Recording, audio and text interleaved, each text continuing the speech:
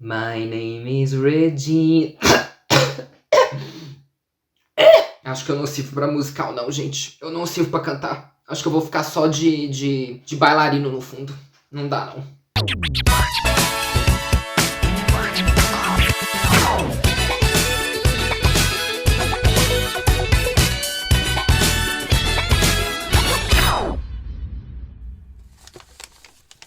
Olá, meus adoráveis, tudo bem com vocês? O meu nome é Will, eu sou o Adorável Cinéfilo, sejam bem-vindos de novo ao meu canal, e o vídeo de hoje é uma crítica de Meninas Malvadas.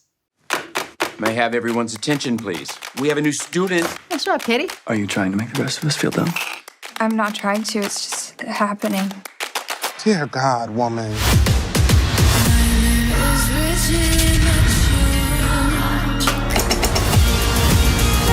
Get in, loser. Regina George is a scum-sucking life ruiner. Why is he by our table? I can hear you, by the way. Can you hear me now?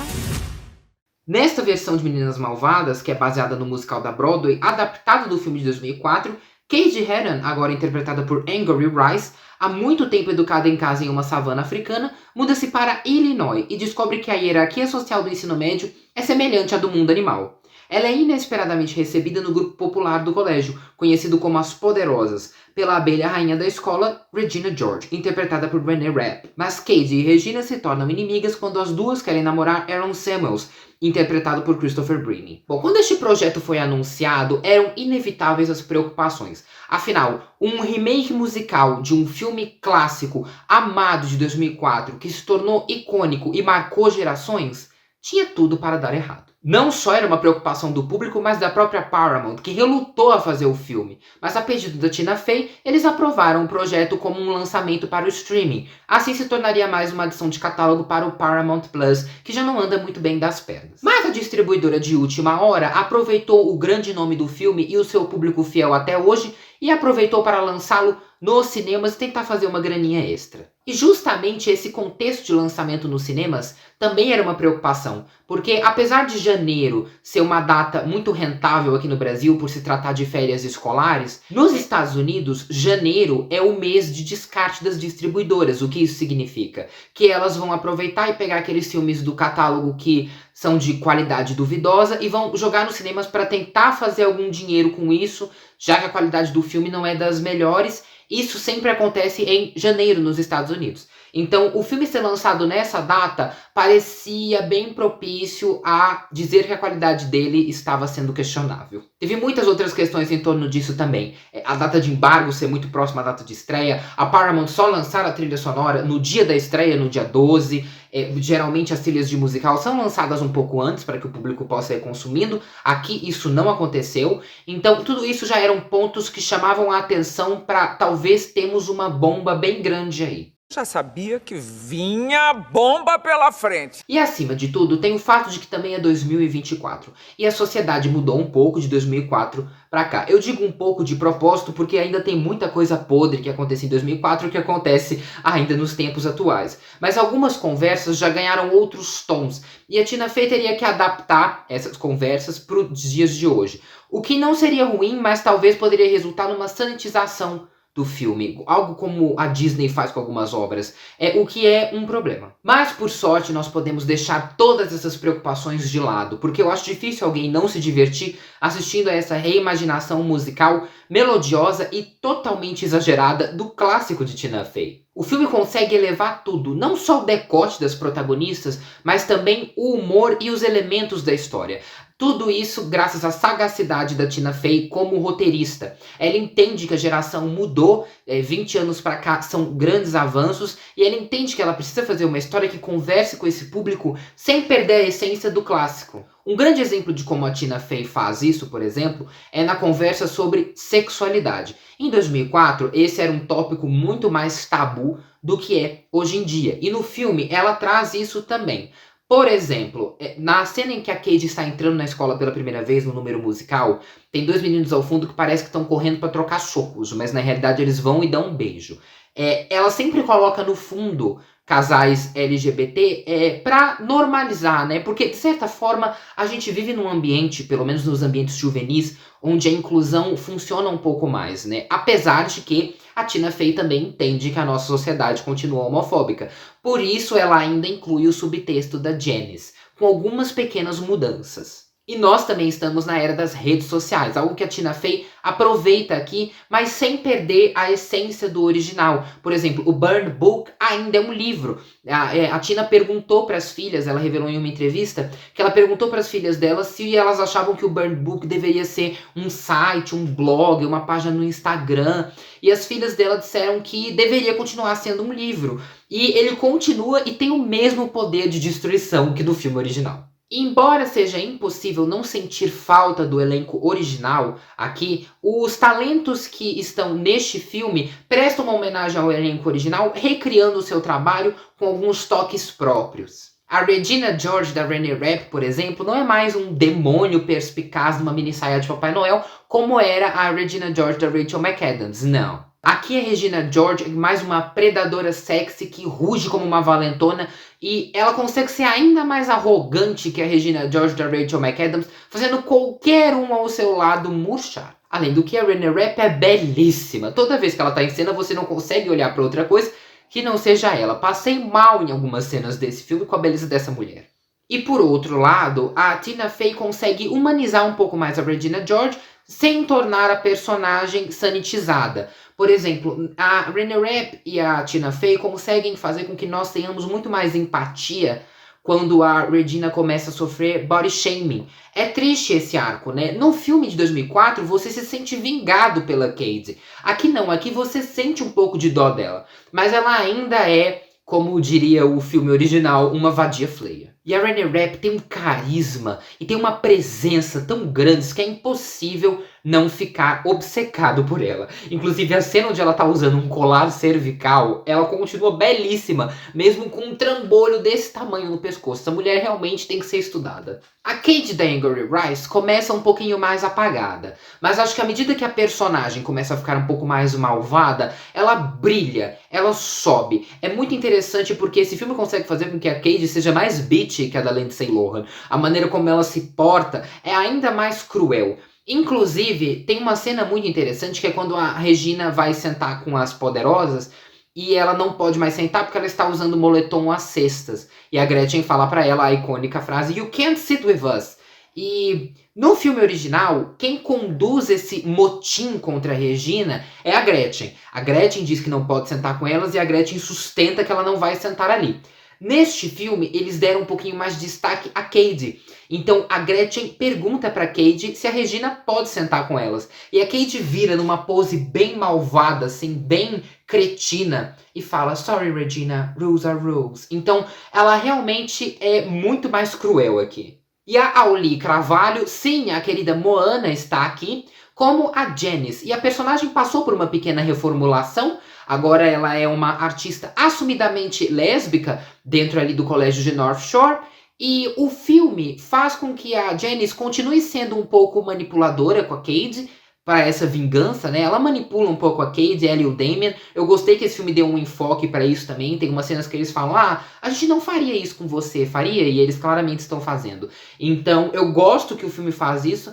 Mas a Janice, apesar dela querer vingança, ela é uma personagem que está muito mais confortável na própria pele. Ela está muito mais segura de si neste filme, incluindo o seu número musical I'd Rather Be Me. Então é muito delicioso assistir essa personagem que nós vimos por tanto tempo ser uma excluída, agora se sentindo bem consigo mesma. Quanto às outras poderosas, a Avantika faz uma Karen ainda mais tapada do que a Karen da Amanda Seyfried. Eu gostei muito do trabalho da Avantika aqui, porque dá pra perceber que tem muito caco dela no texto. Não que o roteiro da Tina Fey não conseguisse fazer isso, mas eu acho que teve alguns momentos que saíram coisas de improviso que dá pra ver que eles mandaram ela repetir pra incluir no filme, porque de fato funciona. Acho que especialmente a piada quando a Regina tá com uma espinha e ela fala que parece que ela tá com um seio na cara, né? Um face breast. A Bibi Wood, como Gretchen, tá um pouco fraquinha, mas eu acho que não por culpa da Bibi Wood, mas sim por culpa do roteiro. Sinto que o roteiro deu pouco destaque à Gretchen, eles jogam uma luz na baixa autoestima dela com um número musical também, que ela pergunta o que há de errado com ela. É bem triste, na verdade, mas o filme parece que não explora tanto assim ela depois disso. Ela até tem um momento onde ela se empodera, mas tudo sobre a Gretchen aqui tá muito pequeno, muito menor do que era no original. Bom, e o Aaron Samuels do Christopher Breen é apático. Não vou muito com a cara do Christopher Breen, não vejo nada demais nele, mas tem uma coisa que o Christopher Breen disse em entrevistas e eu concordo com ele. Que ele disse que ele acha que o Aaron Samuels não é um personagem, que o Aaron é um plot device. O Aaron é um motivador de trama. E eu super concordo com ele. O Aaron de 2004 também não é um personagem. Ele é o plot device de por que a Cade começa a se irritar com a Regina George.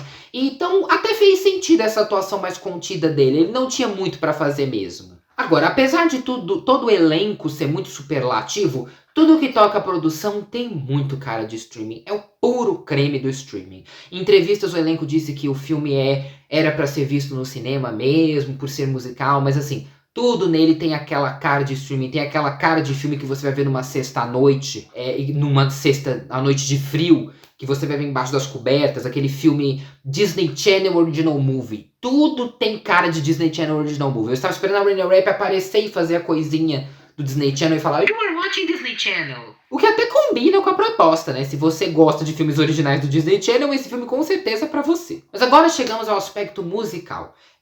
Antes de começar a entrar no aspecto musical desse filme, quero falar um pouco sobre o musical da Broadway. O musical da Broadway, na minha humilde opinião, é uma grande chacota. Ele é quase uma paródia, quase um pastiche do que é o Meninas Malvadas de 2004. E por que eu digo isso? Se você pega qualquer trecho de qualquer música do musical da Broadway, sempre tem alguém rindo no fundo.